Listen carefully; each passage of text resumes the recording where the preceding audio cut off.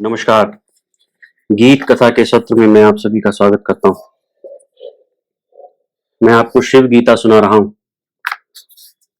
नवमा अध्याय, स्थूल शरीर एवं अंतःकरण का स्वरूप एवं उनके गुण धर्म आदि का वर्णन।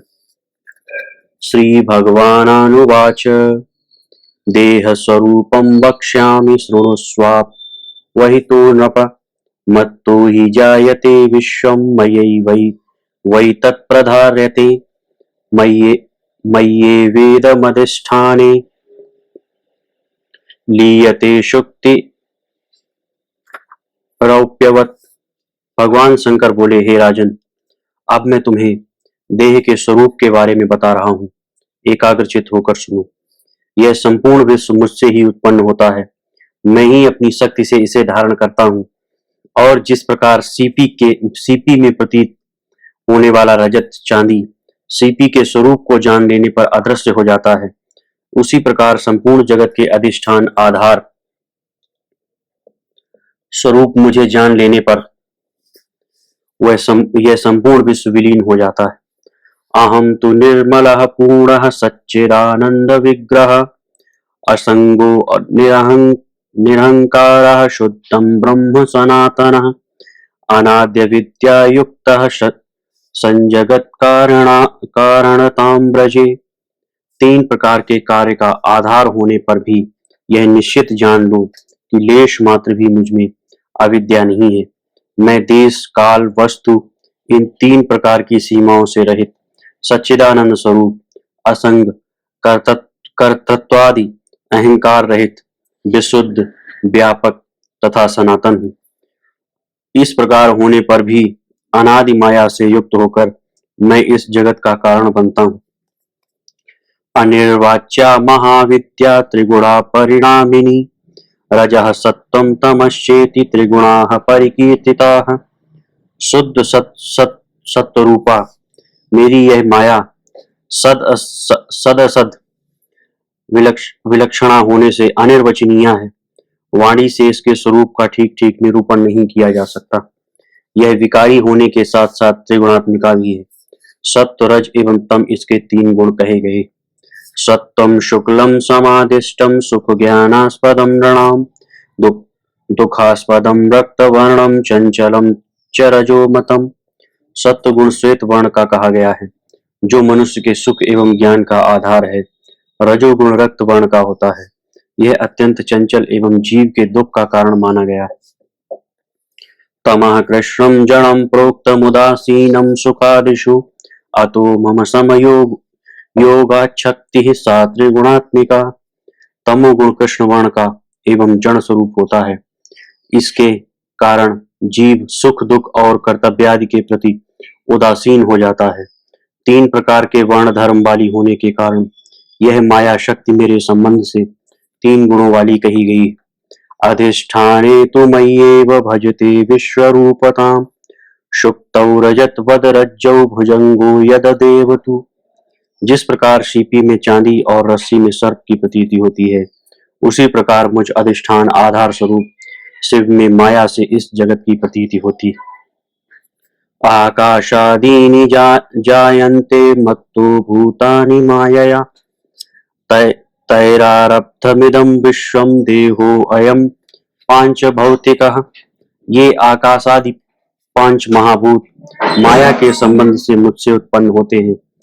इनसे पांच महाभूतों से निर्मित होने के कारण संपूर्ण विश्व एवं यह देह पांच भौतिक कहलाता है।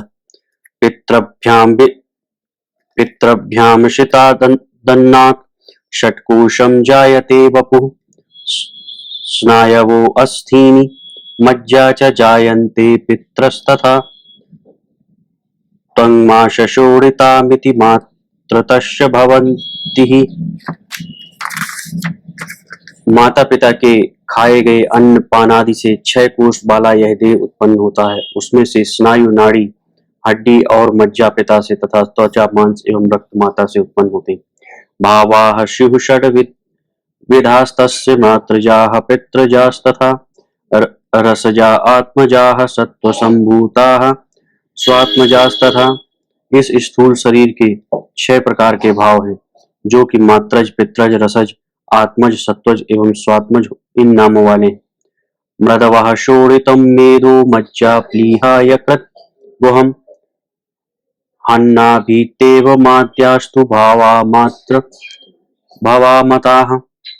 इन भावों अर्थात देह घटक द्रव्यों में रक्त, मेद, बसा, मज्जा, प्लीहा, तिल्ली, यकृत, गुदा, हृदय और नाभि ये माता से होने वाले माने गए।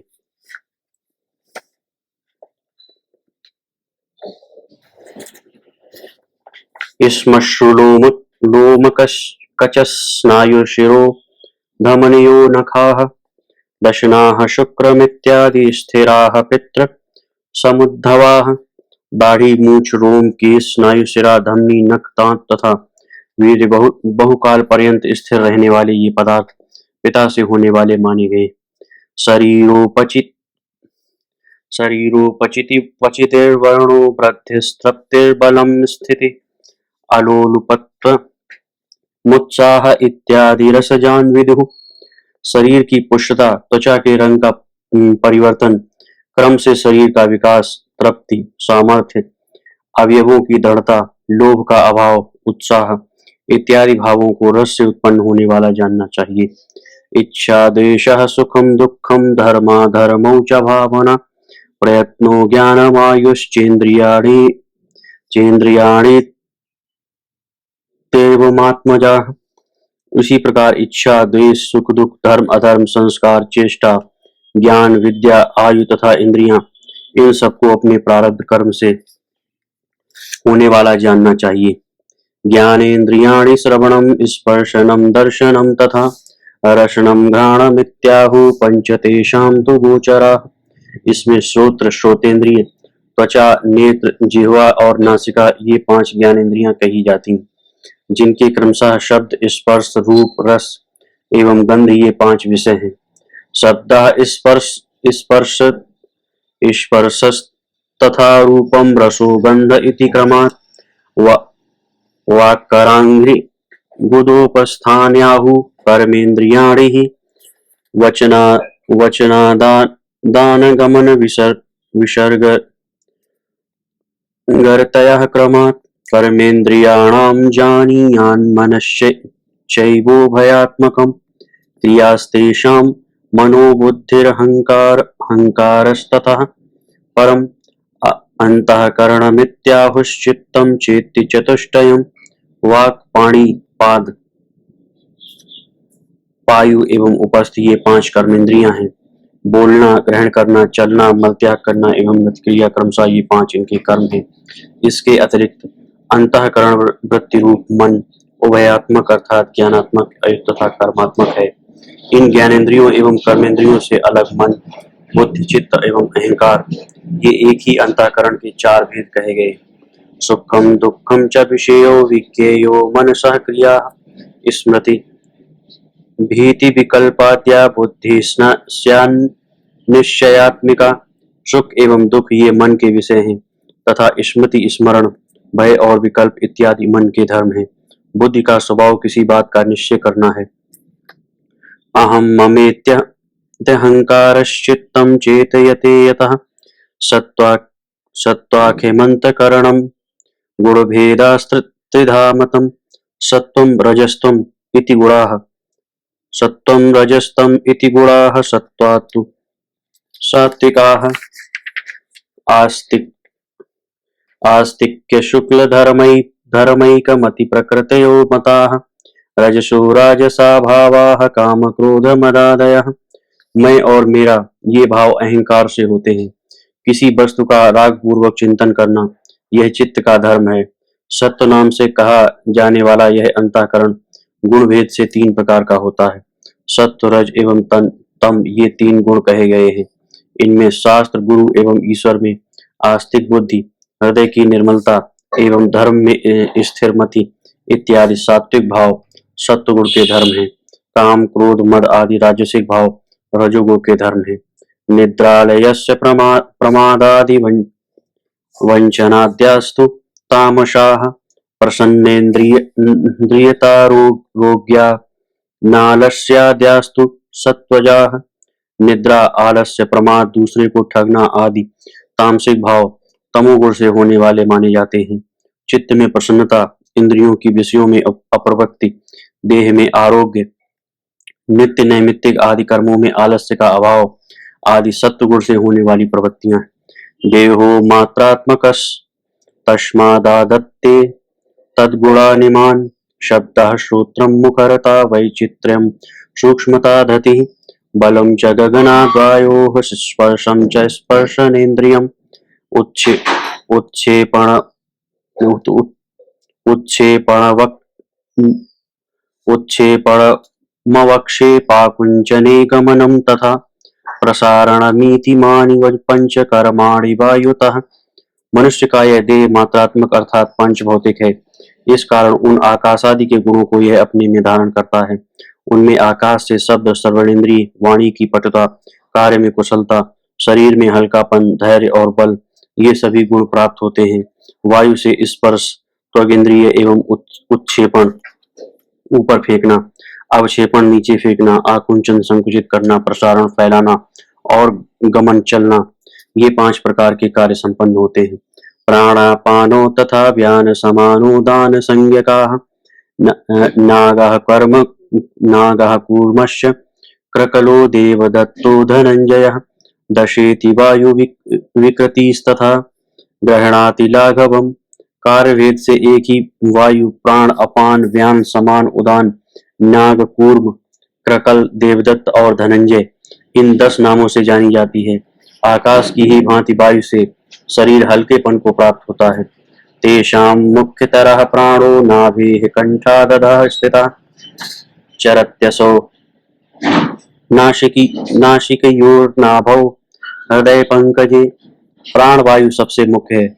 उसकी स्थिति कंठ से लेकर नाभि पर्यंत कही गई है। यह सर्वदा क्रम से दोनों नासिका छिद्र, नाभि और हृदय देश में विचरती रहती। शब्दोच्चारण निःश्वासोच्छ्वासादेरपि कारणम। शब्द का उच्चारण तथा श्वास एवं प्रश्वास का भी कारण यह प्राणवायु ही कही जाती है। अपानस्तु गुदे मेढ्रे कटि जंगोदरेष्वपि नाभिकंठे वृषणयोरुजानुषुः तिष्ठति तस्य मूत्रपुरीषादिविसर्गः कर्म कीर्तितम्। गुदा, लिंग, कमर, दोनों जंघाओं, उदर, नाभि, कंठ, अंडकोश, ऊरु, जानुओं की संधि, इन सभी स्थानों में अपान वायु रहता है। इसका कर्म मलमूत्र आदि का त्याग करना है। व्यानो अक्षि श्रोत्र गुल्फेषु जिह्वाघ्राणेषु तिष्ठति प्राणायाम धृति त्याग ग्रहणाद्यस्य कर्म च। व्यान वायु आंखें, दोनों कान, गुल्फ, टखनों, जिह्वा तथा नाक में रहती है। इसका कर्म पूरक, कुंभक एवं रेचकादि रूप प्राणायाम है। समानो व्याप्य निखिलं शरीरं वहिना सह द्विसप्तति सहस्रेषु नाड़ीरंध्रेषु संचरन् भुक्तपीतरसान् सम्यगानयन् देह पुष्टिकृत। समान वायु समस्त शरीर में व्याप्त होकर जठराग्नि सहित 72,000 नाड़ी छिद्रों में प्रवेश कर उनमें घूमती रहती है तथा मनुष्य द्वारा खाए पिए अन्न पान आदि के रस को अच्छी प्रकार संपूर्ण देह में पहुंचाकर शरीर को परिपुष्ट करती। उदानः पादयोरास्ते हस्तयोर अंग संधिषु कर्मास्य देहोन्नयनोत्क्रमणादि प्रकीर्तितम् त्वगादि धातूनाश्रित्य पंच नागादयः स्थिता। उदान वायु दोनों पैरों, हाथों तथा संधियों में रहती है। इस उदान संज्ञ वायु का काम देह को उठाना, चलाना आदि कहा गया है। नाग, कूर्म आदि 5 वायु त्वचा, मांस आदि को आश्रय कर शरीर में स्थित रहते हैं। उद्गारादि निमेषादि क्षुत्पिपासादिकं क्रमात् तंद्री प्रकृति शोकादि तेषां कर्म प्रकीर्तितम्। क्रमशः मनुष्यों के वमन, हिचकी, डकार आदि कर्म नाग वायु से, निमेष एवं उन्मेष आंखों को खोलना बंद करना ये कूर्म वायु से, भूख प्यास क्रकल वायु से, निद्रा तंद्रा आदि देवदत्त वायु के कारण तथा शोक मोह आदि कर्म धनंजय वायु से होते हैं। अग्नेस्तु रोचकं रूपं दीप्तिं पाकं प्रकाशताम् अमर्ष अमर्षतीक्ष्ण सूक्ष्माणामोस् रामोजस्तेजस् रामोजस्तेजश्च शूरतां रोचक नेत्र रूप श्वेत कृष्णादि वर्णों को देखने का सामर्थ्य दीप्ति पाचन शक्ति प्रकाशता स्फूर्ति या वस्तु प्रकाशकता रूप शक्ति विशेष क्रोध का होना स्वपराजय को न सहना कार्यों में प्रवीणता शरीर का अष्टम धातु रूप ओज आत्मबल पराक्रम आदि समस्त गुणधर्म अग्नि के कहे गए हैं मेधावितां तथा दत्ते जलात्तु दशनं रसं शैत्यं स्नेहं द्रवं स्वेदं गात्रादि मृदुतामपि मेधा शक्ति रसनेन्द्रिय रस शीतलता चिकनापन तरलता पसीना एवं अंगों में कोमलता ये समस्त धर्म जल से देह में प्रकट होते हैं घ्राणेन्द्रियं गंधा स्थैर्यं धैर्यं च गौरवं त्वगसंग मांसमेदो अस्थि मज्जा शुक्राणि धातवः पृथ्वी से घ्राणेन्द्रिय गंध स्थिरता धीरता एवं गुरुता ये सभी धर्म उत्पन्न होते हैं त्वचा रक्त मांस वसा अस्थि मज्जा एवं शुक्र ये सात धातुएं कही गई हैं जो शरीर को सर्वदा धारण किए रहती हैं अन्नम पुंसासितं त्रेधा जायते जठराग्निना मलः स्थविष्ठो भागः स्यान् मध्यमो मांसतां व्रजेत् मनः कनिष्ठो भागः स्यात्तस्मादन्नमयं मनः मनुष्य द्वारा खाए गए अन्न को जठराग्नि पचाकर तीन भागों में बांट देती है उनमें पहला भाग स्थूल मल का रूप धारण करता है दूसरा भाग मांस बन जाता है और तीसरे भाग से सूक्ष्म मन का निर्माण होता है अतः मन को अन्न में कहा जाता है अपाम स्थविष्ठो मूत्रं स्यायन् मध्यमो रुधिरं भवेत् प्राणः कनिष्ठो भागः स्यात् तस्मात् प्राणो जलात्मकः जल के स्थूल भाग से मूत्र मध्य भाग से रक्त और सूक्ष्म भाग से प्राण बनता है अतः यह प्राण जल का स्वरूप कहा जाता है तेजसो अस्थि स्थविष्टः स्यान् मज्जा मध्यम संभवः कनिष्ठा वाङ्मता तस्मात् तेजो अवन्नात्मकं जगत् तेज से अर्थात तेजस तत्व प्रधान घृतादि के भक्षण करने पर उसके स्थूल भाग से अस्थियां मध्यम भाग से मज्जा तथा सूक्ष्म भाग से वाक शक्ति का निर्माण होता है इस प्रकार यह संपूर्ण जगत अन्न जल तथा तेज से निर्मित होने के कारण तत्स्वरूप ही है लोहिता जायते मांसम मेदो मांस समुद्भवम् मेदसो अस्थीनि जायन्ते मज्जा चास्ति समुद्भवा नाड़यो अपि मांस संघाताच्छुक्रम मज्जा समुद्भवम् रक्त से मांस एवं मांस से मेद बनता है मेद से अस्थियों का निर्माण होता है अस्थियों से मज्जा की उत्पत्ति होती है और मांस के घनीभूत संयोग होने से नाड़ियां बनती हैं एवं सबके सार शुक्र की उत्पत्ति विशेषता मज्जा से होती है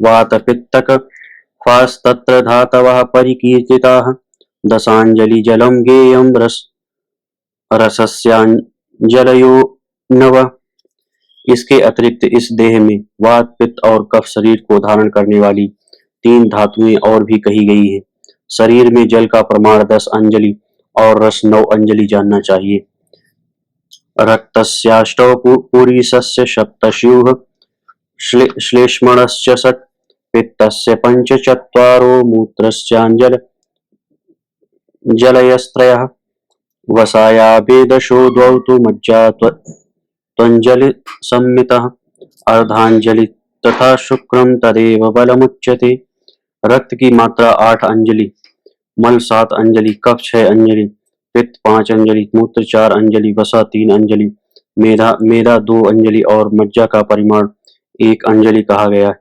इसके अतिरिक्त शुक्र का परिमाण देह में आधा अंजलि निश्चित है जो कि देह धारण का आधार कहा जाता है अस्थ्याम शरीर संख्या स्यात् षष्टि युक्तम शतत्रयम् जलजानि कपालानि रुचकास्तरणानि च नलकानीति तन्याहुः पंचधास्थीनि सूरयः।